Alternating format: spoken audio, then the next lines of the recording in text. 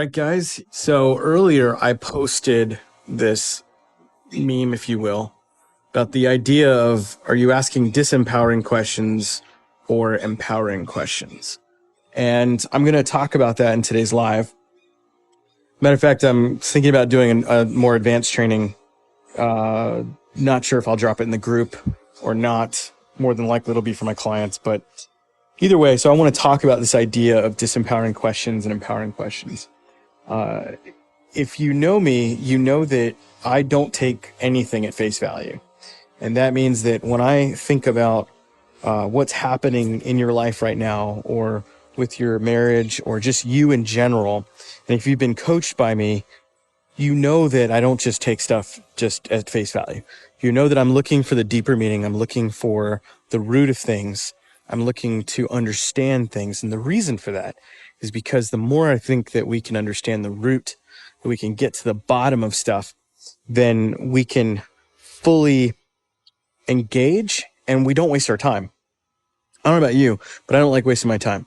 And a lot of times guys will just not engage with the process and they won't seek to understand. And this is a big problem, especially in communication. When you're communicating with your wife, or really anybody, you want them to feel like they are hearing you, and that that you are hearing them, and that they feel understood. So I call it feeling heard and understood. That is what every woman wants. She doesn't care about your apologies. She doesn't care about, how sorry you are, how bad you were, any of those things. What she cares about is that she feels heard and understood. That is the key to emotional connection, is for a woman to feel heard and understood. And not just for a woman, but also for a man, because a man wants to feel heard and understood. A man wants to feel respected. And that's why I've been posting these different comments and things about being heard and understood, because for a lot of you, that's the communication breakdown. That's the barrier that you're having before you can actually lock in and really have that emotional connection. So today I want to talk about this idea of disempowering questions and what they are, and why I think questions are super important. So here's why. Questions lead you to answers, okay? And so if I ask a question, that question will lead me to some sort of response, some sort of answer. So if I ask the wrong question, I will get the wrong answer. Literally that simple. If I ask the right question, I will get the right answer. Now, have you ever asked your kid, why did they do something? For example, why did you, hit your sister? Or why did you do this? Or maybe even you ask your wife, like, why did you go shopping and spend $500 on shit we don't need? Right? If you've ever done that, like I used to do that all the time. Like my ex was in love with Goodwill. It's like, why would you spend that much money at Goodwill or Dollar Tree? Like, what the hell is compelling you to do that? And asking that question, what we're actually doing is we're trying to articulate that we have a feeling, and that feeling is frustration, that feeling is anger, that feeling is we're not in alignment with what they did. And so therefore we ask a question that to them feels shaming. And so instead of getting a healthy response, we get a fight, right? We don't get where we want to go. And so in essence, when we ask the wrong question and it doesn't empower us, then it's really from a place of shame, okay? And it's really from a place of unhealthiness. So when I think about a disempowering question, here's what I think about it. I think about a disempowering question like this is, why did she leave me? Or why are we no longer married? Why is my marriage over? What did I do wrong? Why can't I save it? Why doesn't she love me anymore? Why am I a bad man? Why am I a bad husband? Why do I keep screwing up? These are all disempowering questions. Those questions do not empower you one bit, do they? I bet if you say those questions or ask yourselves those questions, you do not feel empowered at all. What's up, Andy? Right? You don't feel empowered. Why? Because you're asking from a place of shame and not from a place of power. So if we ask the question like, why did she leave me? And all this, like, we're searching for something, but we're doing it from an unhealthy place that doesn't lead to a really good answer. The answer that we want isn't really why she did it. It's like what happened and how did it happen. But even that kind of reflective question doesn't really get us to go to the next place. So here's the next place. Here's what I want you to think about is how can we flip this question on its head? And instead of asking, why did she leave me? Or why did she cheat on me? What if we asked it in a different way? Some of you are gonna be like, wait, what? What did you just say? So bear with me when I say this. I want you to, and this is all in a book called Affirmations. So it's based on the idea of the psychology of affirmations, which is where we, say things out loud like, I'm a better man now, or I'm a good man now, or I'm doing these things positive, right? And they're all about making positive affirmations. And this guy, Noah, I can't remember his last name, wrote a book called Affirmations, and it's about reforming the way we actually talk in our questions. So instead of asking the disempowering question of why did she leave me? Why did she cheat on me? We're going to flip it and we're going to go, okay, what is it that we actually want? Like what is the sort of truth that we want? What if instead of asking why she left me, what if we ask, why did she come back to me? Now, she hasn't come back to you. She hasn't come back to the marriage, but that doesn't mean we can't ask the question, why did she come back to me? And so by asking that question, we suddenly are empowering ourselves to come up with a solution. See, our brain is constantly looking for a solution. And if you're constantly focused on the past of what she did, what you did, and all of these things, what you're doing is you're trying to identify patterns, you're trying to identify things, and therapists use it, and it's fine, right? It can work in certain degrees in certain circumstances. But for the most part, what happens is it traps you in a disempowered state of mind, which is that I screwed up or she screwed up, and we're blaming and we're shaming, and we're not actually empowered to make a move going forward. So flipping this on its head and saying, why did she come back to the marriage? Then gives me a pause, an opportunity to go, what must happen in order for her to come back to the marriage? It's not, why did she leave me and why is this happening and all this bad shit? Because none of that is empowering at all, is it? If you ask yourself those questions, do you feel empowered? Do you feel full of life and energy? And do you feel strengthened? Do you feel like on fire? No, absolutely not. Right? You can apply the same thing to like weight loss and stuff. Like, man, why am I so fat? Why can't I do this? Those are all limiting beliefs that you're essentially asking yourself to answer over and over and over again, which is, why can't I get my shit together? Why can't I just be a better father? Why can't I be a better husband? So instead of saying it in a disempowering way, we flip it and say, why can I, or why am I a better husband now? Why am I going to the gym more often, right, Brett? Why are riding bikes more, right? Why am I doing these things? And what it does is it allows for you to answer the question in a healthier way, because then it looks at what actions you're actually taking right now that can actually improve the situation. Because nobody can change anything by asking why she did this and why she keeps being a bitch to me or why this keeps happening to me. All that shit, that is shame-based thinking, and it does not empower you one bit. So I'm going to challenge you this week to think about that in this context, which is, how can I change the way I think so that I'm not so focused on the disempowerment, so that I'm not so focused on what I've lost, but I'm so focused on what I'm about to gain. What I'm about to gain. I talk to guys all the time who are just in a tizzy. They're just frantic. They're just thinking about what they've lost. They're stalking their ex's Facebooks. They're trying to follow her. They're all this shit, right? Because they're so focused on what they've lost, and they're not even focused on what they're about to gain. And that is the opportunity that you have right in front of you to become the best, the strongest, the absolute most amazing man you've ever been.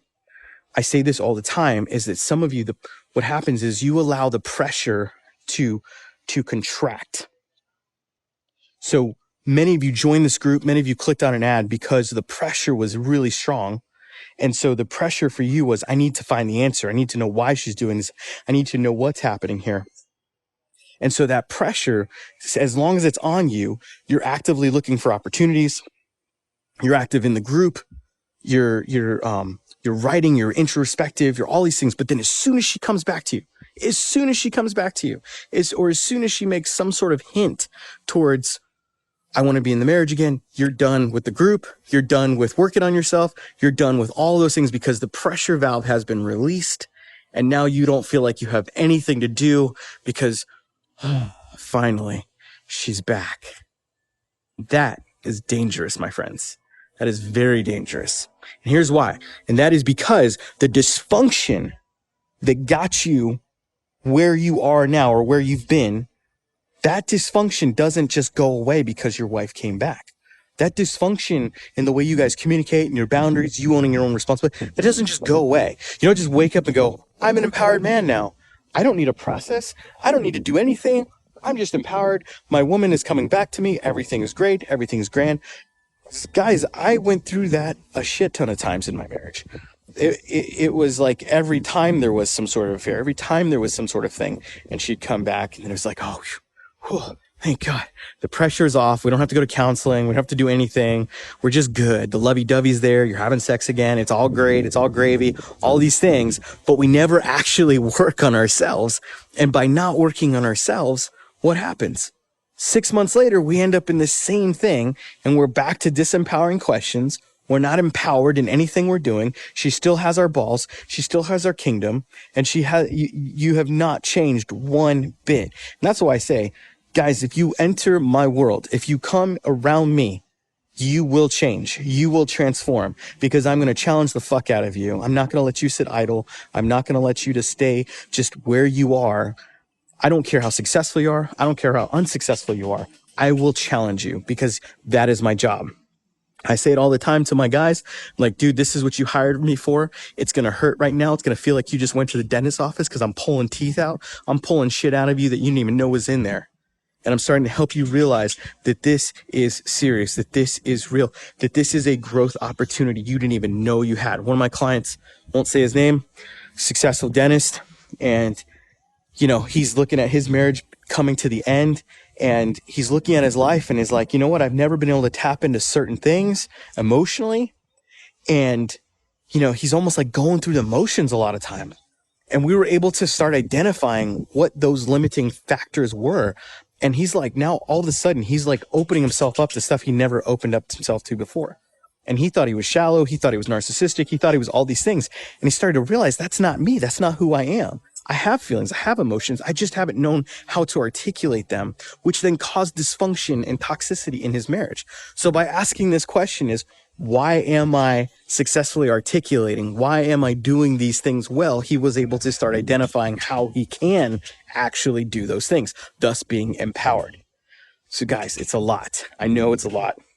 But really, you have the opportunity to go from walking in disempowering answers and a disempowering posture to an empowering posture, to a posture of I ask empowering questions that are going to move me to the next place. This is not about being stagnant. This is about moving forward and taking ground, taking back our kingdom, taking back our power, not walking in the shit from the past, not caring. It's not that we don't care about the past. We own the past, but we own the future. And that's what happens when you work with me, is that we own the future together. We create that new value, that new identity of who you're going to be. And we rebuild the man new. I call it, it's like artwork. It's like when you get in there with me, what we're doing is like you and I are recreating you together. And that is important stuff. I love the work that we do there. Anyways, disempowering questions are the whys of why this should happen. Why did she leave me? Why am I such a bad husband? Why am I a loser? Why can't I lose weight? Why can't I go to the gym more often? Those are disempowering questions. And empowering questions are questions that are more about how you've actually done what it is that you want to do. Why am I going to the gym every day?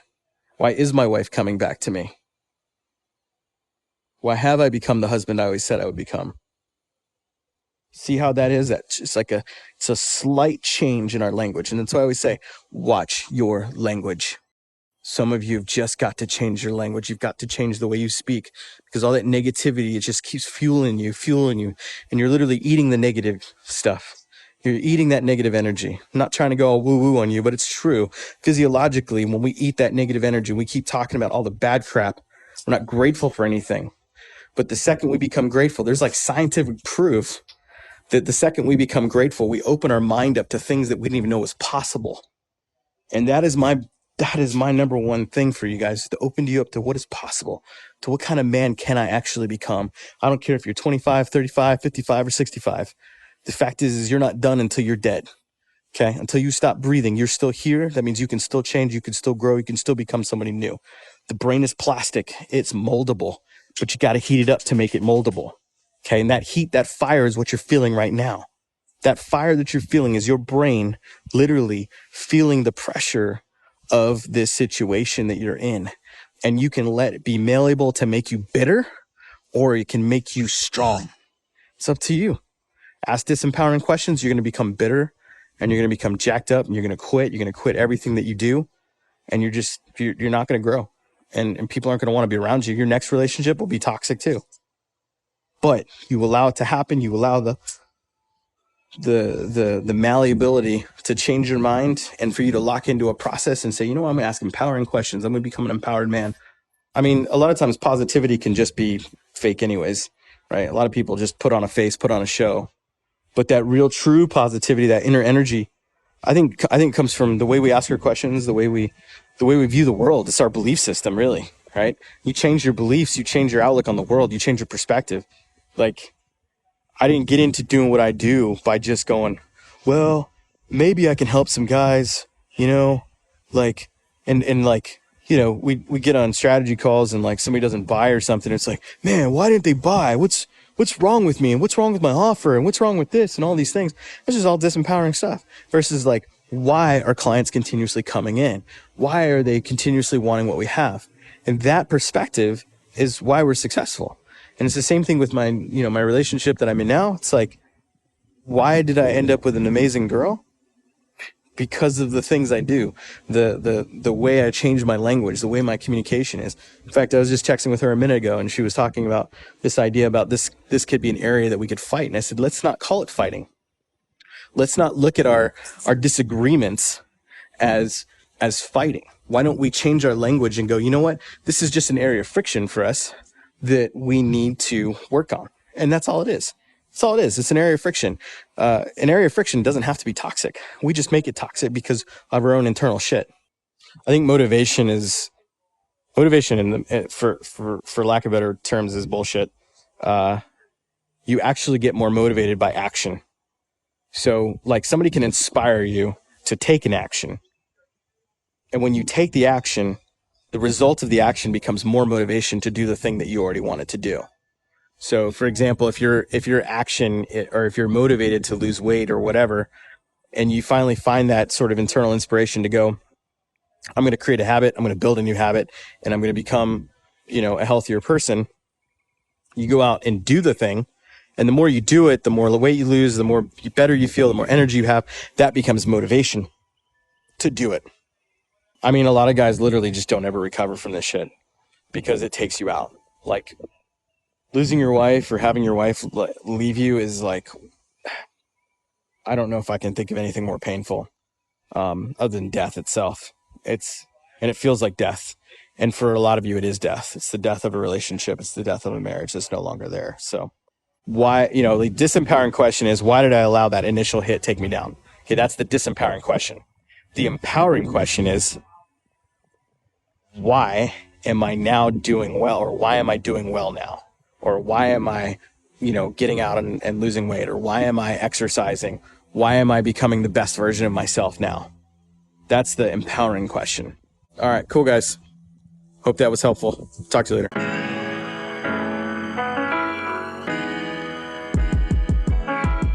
Welcome to the Bourbon Moment. Join your host, M. Sizzle, J-Dub, and Mandrew as they sip on some bourbon and spit some truth. Welcome to the Bourbon Moment. I know it was 2 weeks ago that went live, our Bourbon Moment, where we're talking about ego and coaching and parenting, right? It's exactly what we're talking about. And I'm literally in the middle of tryouts right now. And I can't stand it. I absolutely can't stand it because all these parents are like, I need to have the answer now. Like 3 days ago, we didn't even start tryouts yet. I'm like, what? Because your kid can't try his ass off, go out there and make a team, or maybe not make a team? Who's that going to hurt more, your kid or you? Can you not see that pain that might bring your kid might be the best thing that ever happened to them? Yep. I'm saying I can't deal with my son or my daughter's pain, and that's why I'm going to keep them away. Well, not only that, there's a vicariousness. Because personally, as I grew up under a father that lived vicariously through me. And so, and I remember having this epiphany, this revelation one day where it was literally like I saw and this was after he died, like 10 years after he died. And, you know, my dad basically was very emotionally and verbally abusive, and he used sports as his way for me to push me and all these things. And I was like, man, why was he doing this? And I started to see the connection between his manhood and my success. And he felt like if I was successful as a child in sports or school or whatever, it spoke to the success of his manhood. It validated him. And so as a young man, as a child, though, you have no fucking fathoming of what that even is. So it fucks you up deeply because the trauma you're receiving, the message I received was, you're a fuck up, you suck, you're never going to be amount to anything because you can't meet this standard that he's setting for me. And I took that into my life, and I still is sometimes something I have to be careful of not setting the bar so high for myself that I can never meet it, because that's the toxicity that I'm used to. And so living in that for years is dysfunctional as fuck. And so that's what these parents are creating in these kids, is this idea that you're only loved when you do well and you score a goal or when this happens, versus like celebrating the fact that these kids are doing their best. And if it doesn't work for that, let's put them in something else. And I'm not a trophy guy either. So hopefully that didn't come off the way I was, it's like, I don't believe in trophies for everyone, but it's like, hey, you do your best, dude. And if it ain't good enough, fucking move on, do something else. Exactly. Or you can actually flip that switch and say the parent is extremely successful in whatever they're successful in, maybe financially, athletics, or these other things. And the kid goes, I need to be more successful than that. I want to be more successful than that. The concept is success is what their parent did, not what they believe success is in their purpose and everything else. It's, they were successful. They had respect. They had all these things. I need to be that and better to get the same respect. Yeah, I resonate with that. So Jordan Peterson. Jordan Peterson. I resonate with that in the sense of, I watched my mom raise me on her own until I was 14, and then we had a brother. Then I had a brother. She had another child. But I watched her literally, like, brick by proverbial brick, like, create the foundation for the life that she had. And as I was getting older, I would get this comparanoia to where she was and how I was going to get there. So much that I got caught up in this dogma of comparing myself where I was at this age, comparing to where my mom was at that age. And it was like this weird contention that I got into where I almost felt like I was against her in a way, like battling against her to see who could do better. And she had never set that cadence for me. And I think it's interesting you just said that, because as I thought through that more and more, we've been able to have conversations about it, because there was a period where when I was like on my entrepreneurial journey and my ego was out of this world and I just was not the version that I am now, she had shared with me that she actually resented me during that time because of how I was showing up and just the crudeness of the person that I had become as you're striving and achieving and attaining and accomplishing.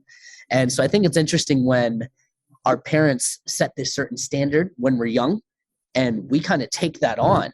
And as we get older, that just becomes like our walk and our path when it comes to perceived success. So I think it's intriguing, because I was one of those kids where if I did not get a trophy, like first place trophy, I was fucking pissed. I used to hate losing, to the point where if we got third place, anything less than first, like I would tell my mom, I don't want to play the sport anymore. Like I literally quit baseball because of that, because we got second place. And I also used to get hit by the ball a lot. Like for some reason, every time I was batting, I got hit in the neck. I got hit in the cheek. I don't know how this was happening every time. Like I wasn't that chubby. Kids used to call me Porky. Kids used to call me Porky when I was in high school. It was the bell bottoms. Oh man, they were throwing off the pitcher, so he's like, I gotta plunk this kid. I'll humbly share this. I was that kid in high school, and I swear if any of our guys take this and try to use it against me, dude, I'll thumb wrestle you. But I used to, this is before tight pants were a thing, so Andrew's probably gonna laugh. Dude, I used to take pants and I would sew them myself so they would be tight pants. Wow. Joey was that emo kid in high school, wasn't he? I was. Yeah, he was. I was, dude. I was an emo kid with the hair. I had perfect emo hair. Yeah, I've seen it. It was interesting.